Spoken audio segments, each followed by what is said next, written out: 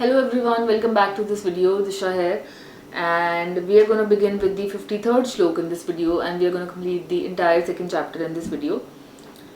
So starting with the 53rd Shloka.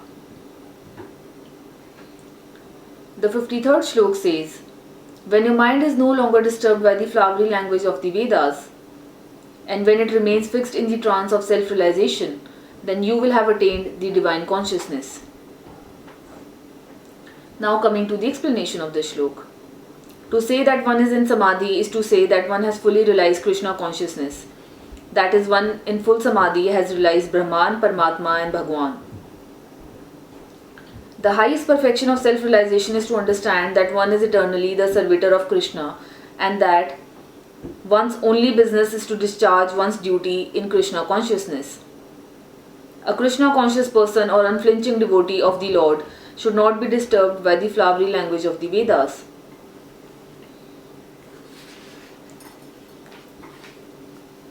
Nor be engaged in fruitive activities for promotion to the heavenly kingdom. In Krishna consciousness, one comes directly into communion with Krishna, and thus all directions from Krishna may be understood in that transcendental state. One is sure to achieve results by such activities and attain conclusive knowledge. One has only to carry out the orders of Krishna or his representative, the spiritual master. Now coming to the 54th Shloka. In this Shloka, Arjun said, O Krishna, what are the symptoms of one whose consciousness is thus merged in transcendence? How does he speak? And what is his language? How does he sit? And how does he walk? Now coming to the explanation of this Shloka. As there are symptoms for each and every man in terms of his particular situation, similarly, one who is Krishna conscious has his particular nature, talking, walking, thinking, feeling, etc. As a rich man has his symptoms by which he is known as a rich man, as a diseased man has his symptoms by which he is known as diseased, or as a learned man has his symptoms, so man in transcendental consciousness of Krishna has specific symptoms in various dealings. One can know his specific symptoms from the Bhagavad Gita. Most important is how the man in Krishna consciousness speaks, for speech is the most important quality of any man. It is said that a fool is undiscovered as long as he does not speak, and certainly a well-dressed fool cannot be identified unless he speaks. But as soon as he speaks, he reveals himself at once. The immediate symptom of a Krishna conscious man is that he speaks only of Krishna and of matters relating to him. Other symptoms then automatically follow.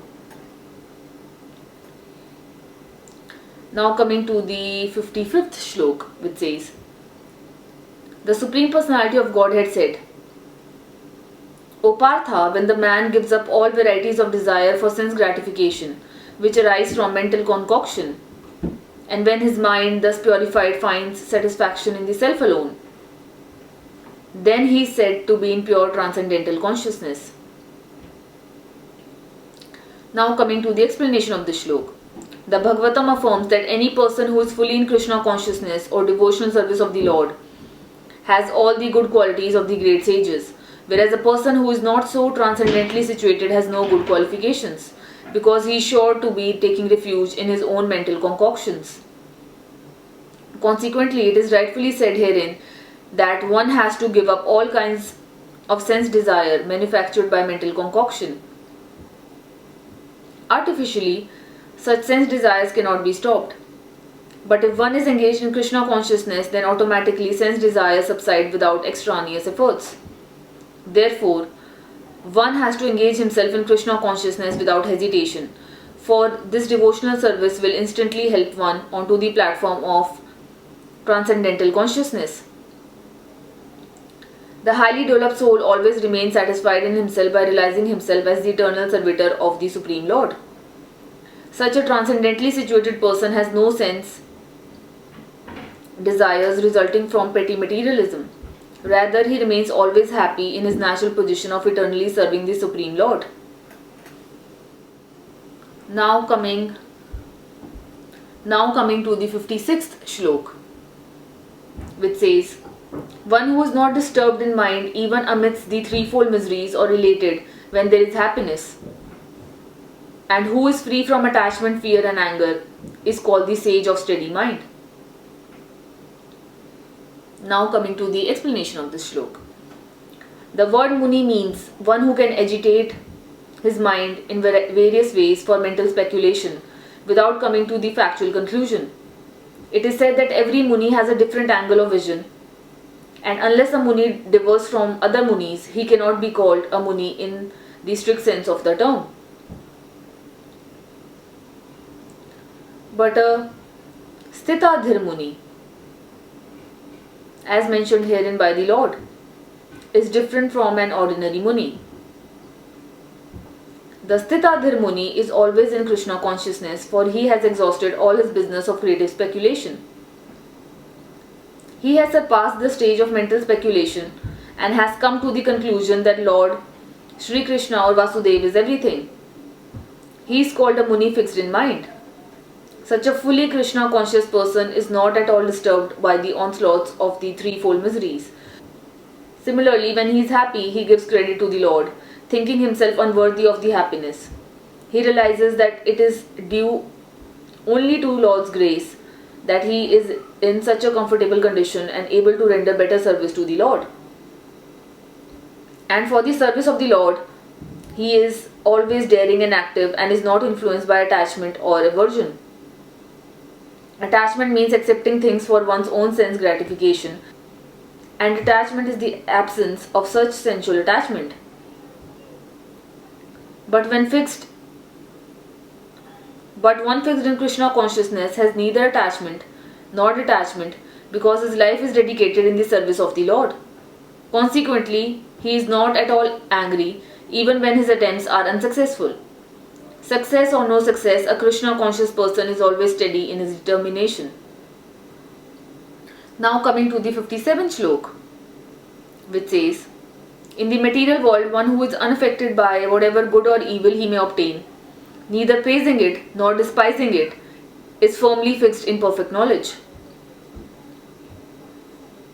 Now coming to the explanation of this shloka. There is always some upheaval in the material world which may be good or evil.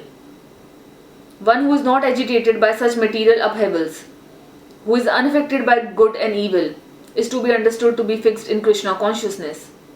As long as one is in the material world, there is always the possibility of good and evil, because this world is full of duality. But one who is fixed in Krishna consciousness is not affected by good and evil, because he is simply concerned with Krishna, who is all good absolute. Such consciousness in Krishna situates one in a perfect transcendental position called technically Samadhi. Now coming to the 58th shloka, which says, one who is able to withdraw his senses from sense objects as the tortoise draws its limbs within the shell is firmly fixed in perfect consciousness. Now coming to the explanation of this shloka. The test of a yogi, devotee or self-analyzed soul is that he is able to control the senses according to his plan. Most people, however, are servants of the senses and are thus directed by the dictation of the senses. That is the answer to the question as to how the yogi is situated. The senses are compared to venomous serpents. They want to act very loosely and without restriction. The yogi or the devotee must be very strong to control the serpents like a snake charmer. He never allows them to act independently. There are many injunctions in the revealed scriptures. Some of them are do nots and some of them are do's. Unless one is able to follow the do's and the do nots, restricting oneself from sense enjoyment, it is not possible to be firmly fixed in Krishna consciousness. The best example set herein is the tortoise.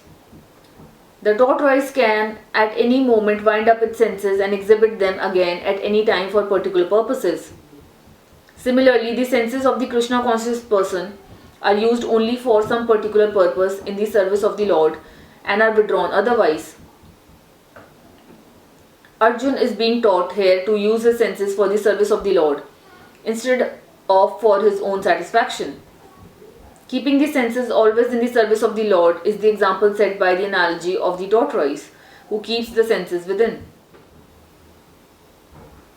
Now coming to the 59th slok, which says, though the embodied soul may be restricted from sense enjoyment, the taste for sense objects remains.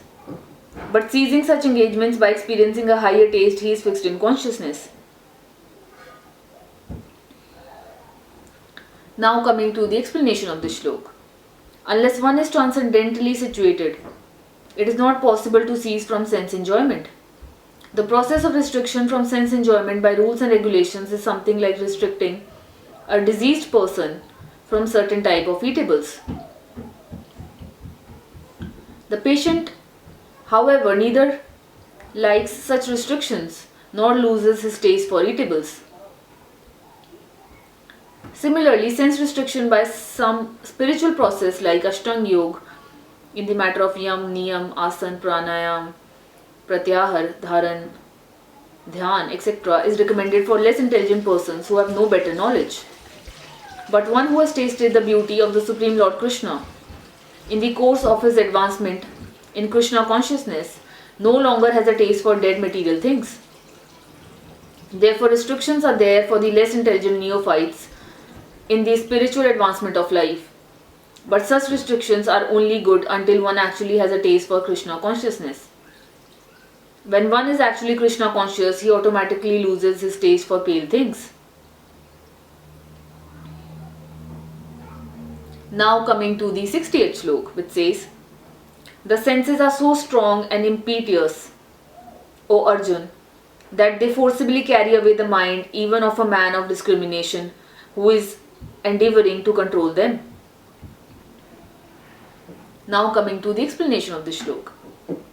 There are many learned sages, philosophers, transcendentalists who try to conquer the senses, but in spite of their endeavors, even the greatest of them sometimes fall victim to material sense enjoyment due to their agitated mind.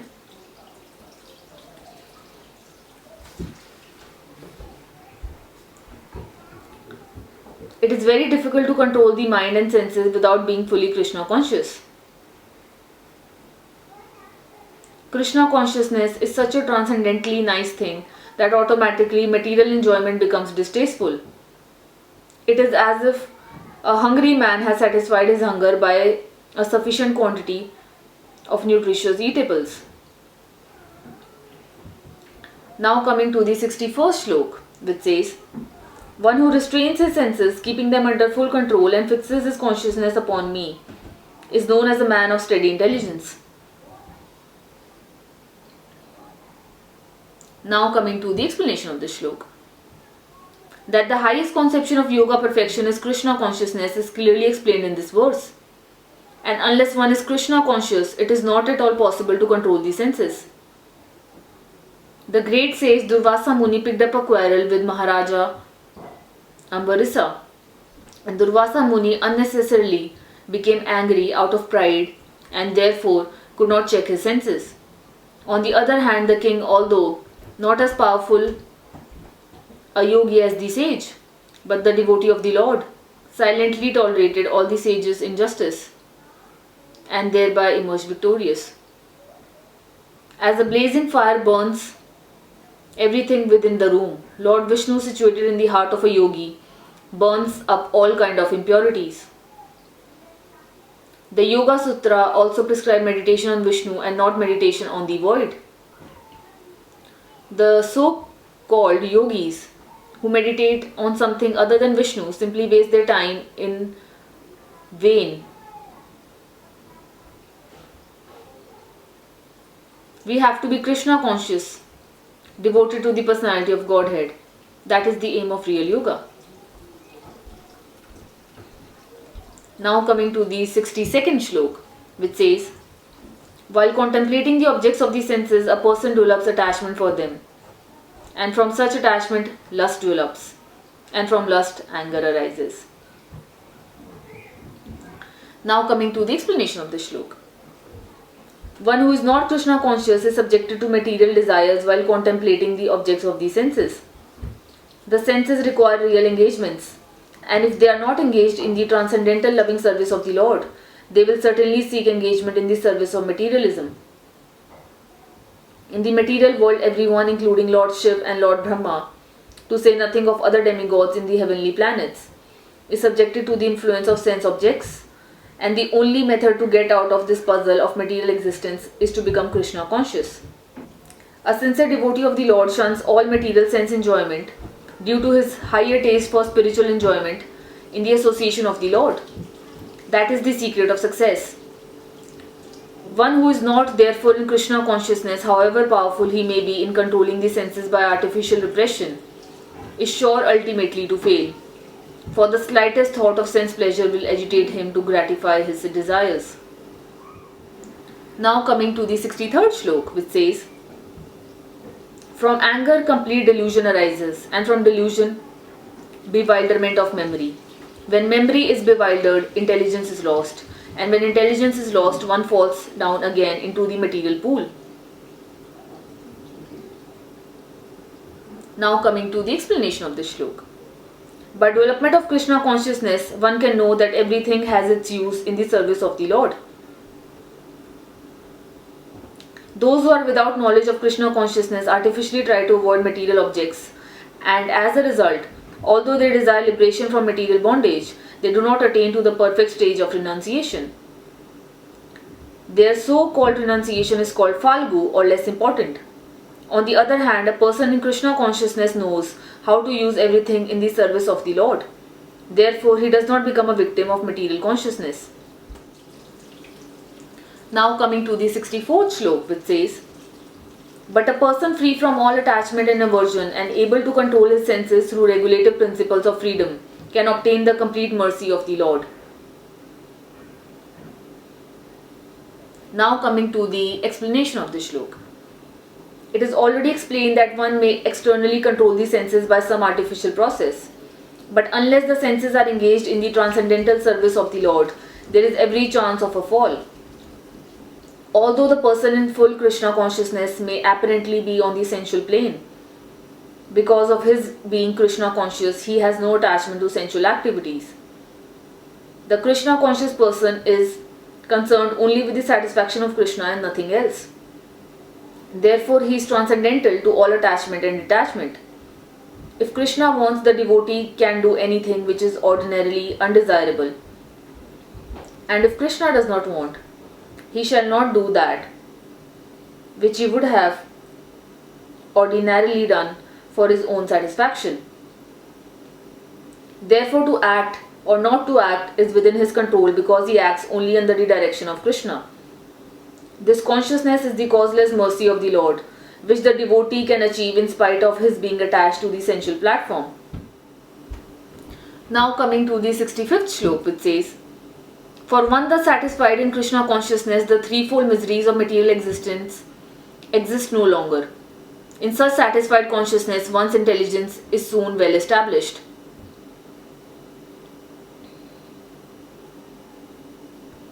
Now coming to the 66th shlok, which says, one who is not connected with the Supreme in Krishna consciousness can have neither transcendental intelligence nor a steady mind, without which there is no possibility of peace.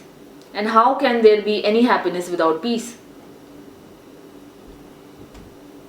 Now coming to the explanation of this shlok. Unless one is in Krishna consciousness, there is no possibility of peace. When one understands that Krishna is the only enjoyer of all good results of sacrifice and penance, that he is the proprietor of all universal manifestations, and that he is the real friend of all living entities, then only can one have real peace. Therefore, if one is not in Krishna consciousness, there cannot be a final goal for the mind. Disturbance is due to want of an ultimate goal.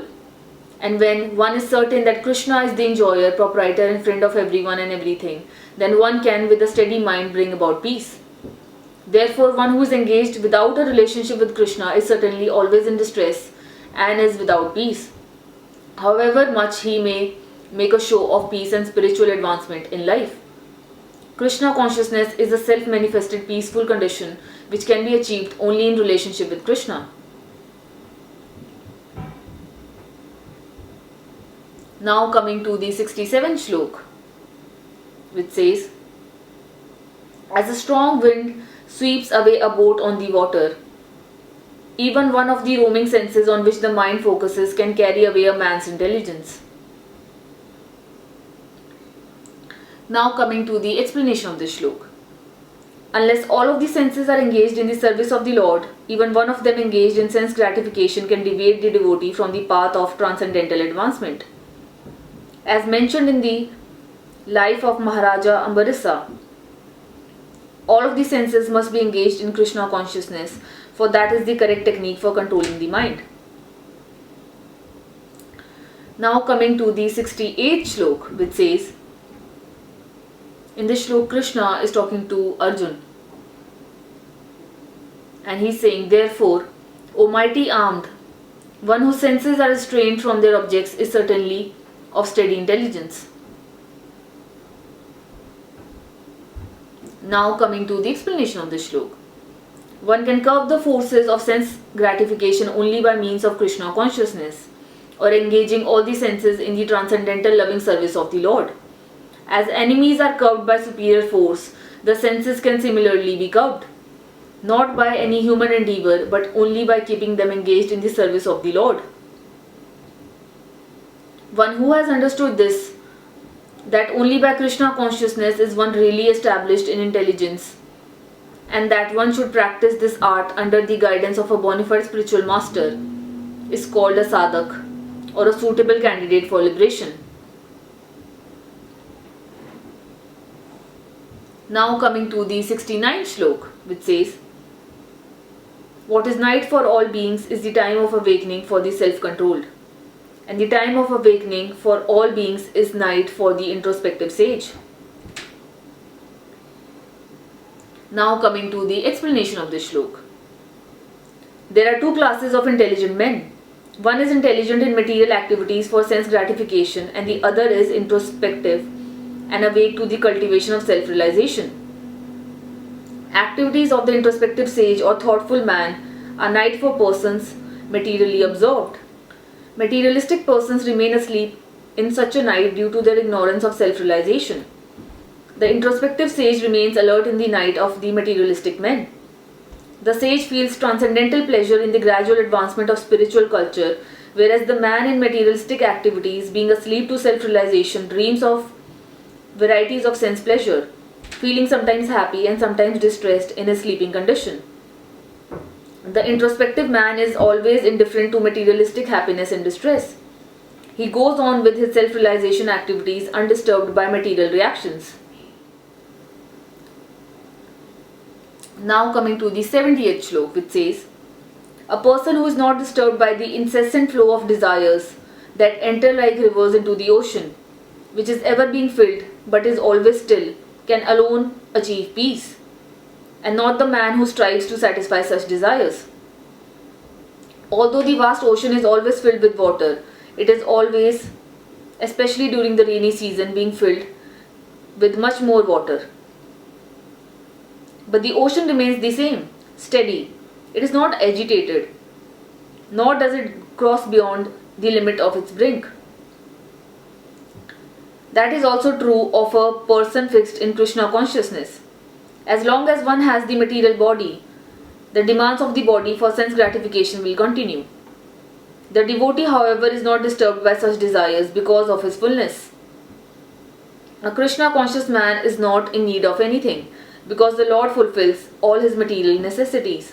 Therefore, he is like the ocean, always full in himself. Desires may come to him like the waters of the rivers that flow into the ocean, but he is steady in his activities and he is not even slightly disturbed by desires for sense gratification. That is the proof of a Krishna conscious man, one who has lost all inclinations for material sense gratification. Because he remains satisfied in the transcendental loving service of the Lord, he can remain steady, like the ocean, and therefore enjoy full peace. Others, however, who want to fulfill desires even up to the limit of liberation, what to speak of material success, never attain peace. But the person in Krishna consciousness is happy in the service of the Lord, and he has no desire to be fulfilled. In fact, he does not even desire liberation from the so-called material bondage. The devotees of Krishna have no material desires and therefore they are in perfect peace. Now coming to the 71st shlok, which says, a person who has given up all desires for sense gratification, who lives free from desires, who has given up all sense of proprietorship and is devoid of false ego, he alone can attain real peace. Now coming to the explanation of this shlok. To become desireless means not to desire anything for sense gratification. In other words, desire for becoming Krishna conscious is actually desirelessness. To understand one's actual position as the eternal servitor of Krishna without falsely claiming this material body to be oneself and without falsely claiming proprietorship over anything in this world is the perfect stage of Krishna consciousness. One who is situated in this perfect stage knows that because Krishna is the proprietor of everything, everything must be used for the satisfaction of Krishna. Arjun did not want to fight for his own sense satisfaction, but when he became fully Krishna conscious, he fought because Krishna wanted him to fight. For himself there was no desire to fight, but for Krishna the same Arjun fought to his best ability. Real desirelessness is desire for the satisfaction of Krishna, not an artificial attempt to abolish desires. The living entity cannot be desireless or senseless, but he does have to change the qualities of the desires. A materially desireless person certainly knows that everything belongs to Krishna, and therefore he does not falsely claim proprietorship over anything. This transcendental knowledge is based on self-realization, namely knowing perfectly well that every living entity is an eternal part and parcel of Krishna in spiritual identity, and that the eternal position of the living entity is therefore never on the level of Krishna or greater than him. This understanding of Krishna consciousness is the basic principle of real peace.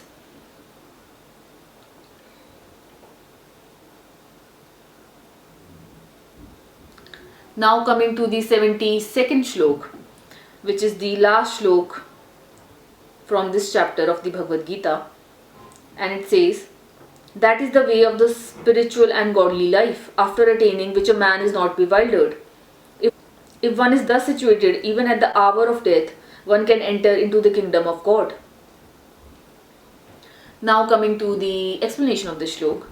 One can attain Krishna consciousness or divine life at once, within a second, or one may not attain such a state of life even after millions of births. It is only a matter of understanding and accepting the fact. Nirvana means ending the process of materialistic life. Actual life begins after the completion of this material life. For the gross materialist, it is sufficient to know that one has to end this materialistic way of life. But for persons who are spiritually advanced, there is another life after this materialistic life. Before ending this life, if one fortunately becomes Krishna conscious, he at once attains the stage of Brahma Nirvana. There is no difference between the kingdom of God and the devotional service of the Lord. Since both of them are on the absolute plane, to be engaged in the transcendental loving service of the Lord is to have attained the spiritual kingdom. In the material world, there are activities of sense gratification, whereas in the spiritual world, there are activities of Krishna consciousness. Attainment of Krishna consciousness, even during this life, is immediate attainment of Brahman. And one who is situated in Krishna consciousness has certainly already entered into the kingdom of God. Brahman is just the opposite of matter. Therefore, Brahma Sthiti means not on the platform of material activities. Devotional service of the Lord is accepted in the Bhagavad Gita as the liberated stage. Therefore, Brahma Sthiti is liberation from material bondage. The second chapter of Bhagavad Gita is the contents of the whole text. With this we have completed the second chapter of the Bhagavad Gita, covering all the shloks from the second chapter. And with this we end the Bhakti Vedanta purports to the second chapter of the Srimad Bhagavad Gita in the matter of its contents. And we are going to begin with the third chapter in the next video.